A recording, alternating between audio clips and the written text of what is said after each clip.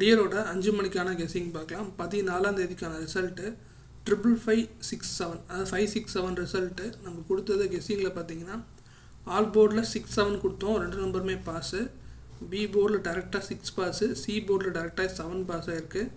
பிசியில் 6-7 pass, ABC board பாக்ஸ்லேயுமே நமக்கு C board மட்டும் பாஸ் ஆகிருக்கு.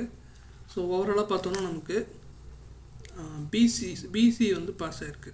ஸோ ஏ போர்டு மட்டும் நமக்கு மிஸ் ஆகிருக்கு, பிசி பாஸ் ஆகிருக்கு. ஸோ 15ஆம் தேதிக்கான கெஸ்ஸிங் பார்க்கலாம். ஆல் போர்டில் நமக்கு 0 அதுக்கப்புறம் 9 கிடச்சிருக்கு. ஏ போர்டில் 9 அதுக்கப்புறம் 0 கிடச்சிருக்கு. பி போர்டில் 8 அதுக்கப்புறம் 0, சி போர்டில் 8 அதுக்கப்புறம் 9 கிடச்சிருக்கு. ஏபிபிசிஎஸ்சியில் 9009 4554 கிடச்சிருக்கு.